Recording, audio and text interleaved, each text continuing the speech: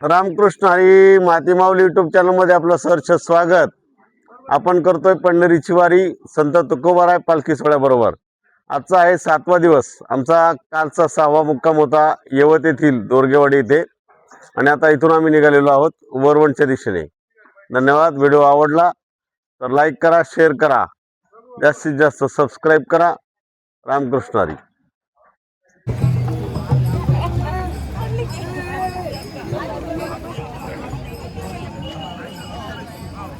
पिशवी काढावर माईक, मला माईक काढायचं झालं.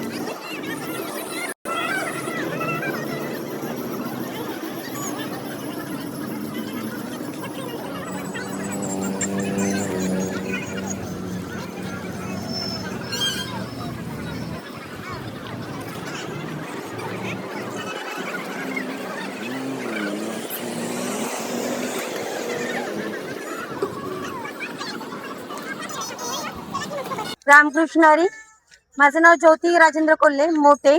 मी राहायला पिंपरी चिंचवडला वाल्लेकरवाडीमध्ये राहते.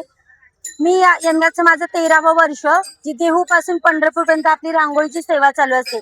12 वर्ष सेवा करताना आपण 2 व्हीलर वरती हा प्रवास केलेला आहे आणि 12 वर्ष सगळं स्वखर्चाने आपण रांगोळी सेवा केली होती.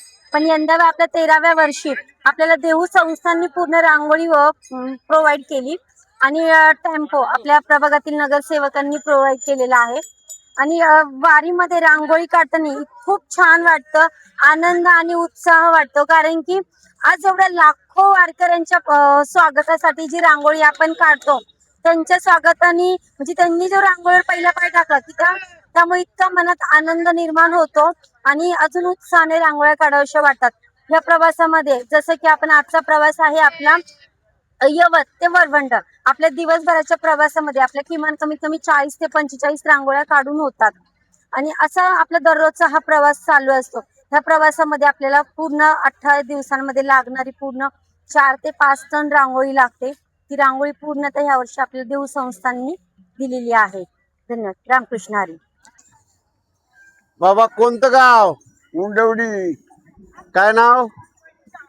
दादा बनकर. दादा बनकर. हा. किती वर्ष वारी करताय? वारी आता काय मोजल्या नाहीत? मोजल्याच नाही. 86 बसली. 86 पासून वारी करताय. हा. कसं वाटतं वारीत येऊन? असं मोकळं चालतं आपलं चांगलं. घरी राहा वाटत नाही. आता मग वारीत यावं वाटतं. बरोबर. पोरवच म्हणतात आता कशाला बातमी झाली. अरे पण शेजारी पाजारी म्हणतात वारीला परतनं नाही गेला. हो जायचंय बाबा. हा. थांबा बाई. वय किती वय? वैचावरी 84. आज तुमचं त्याच्या आसपास राहायचे. आसपास धरायचं थोडं इकडे तिकडे. शाळात नाही शिकली. आपल्याला बी वाचा येत नाही. वाचा येत नाही. हा, नाही समजा येत. हा. समजा लागलं ह्यात चिरलं समजा लागलं कळायला. वारी झाल्यामुळं कळायला लागलं सगळं. पंढरपूरला जायचं म्हणलं तर तुम्हाला विचारायचं बाबा एसटी पंढरपूरला हेच जाते का? हा जाते. पुन्हा चेक करायचं. त्यांना विचारायचं शेजारी बसलेला पंढरपूरला जाते का? इंदापूरला गेल्यावर काय करायचं? एखादा म्हणला हाय बस डबल खात्री करायची मग जायचं. तर देवकर मठात आपला तर चांगला संबंध झाला. तुकाराम महाराज मठ पंढरपुराचा. मग महिन्याला वारी करता का? महिना वारी करता? महिन्याला वारी चालू होती. म्हणजे महिन्याला आपल्याला त्यांना पडायची पण आम्हाला 15 दिवस. आळंदीची पंढरीची. हा. आळंदीला गेले की गोरेकर धर्मशाळा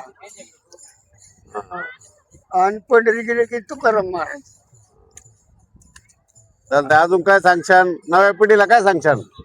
आता काय आपली काय करते ती करते. आपलं काय आता करायचं? नव्या पिढीने काय केलं पाहिजे? मत केलं पाहिजे पण ते म्हणते ते कुणी ऐकत पण नाही. बाबा म्हातारे काय वाचते का काय म्हणते का काय नाही. त्यांचंच मोहर शेतलाच उलटा अडकवून टाकतात. त्यांना आम्हाला चुकून जोराने बोललं हे कुठलं बंद झालं. चालतंय बोलते रामकृष्ण हरी. रामकृष्ण हरी, रामकृष्ण हरी.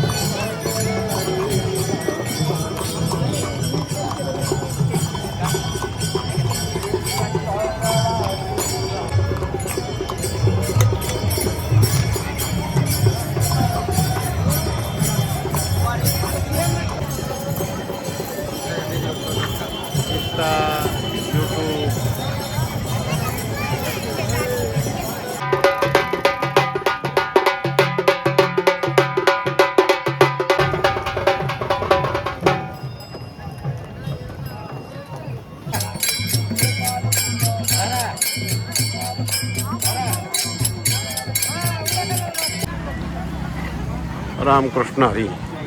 हे जे समोर येणारी भाविक आपल्याला दिसत आहेत ते भाविक खरं तर जिथं पालखी मुक्कामाला आहे तिथले आहेत. हे भाविक प्रत्येक गावातले भाविक गावाच्या सीमेपर्यंत पालखी घ्यायला येतात आणि तशीच पालखी बोळवायला येतात. म्हणून हे वरवणचे सगळे भाविक आहेत जे आता पालखीच्या दिशेने निघालेले आहेत. आणि जे बसलेले भाविक पण दिसतात तुम्हाला ते पण पालखीला घेण्यासाठी आलेले आहेत.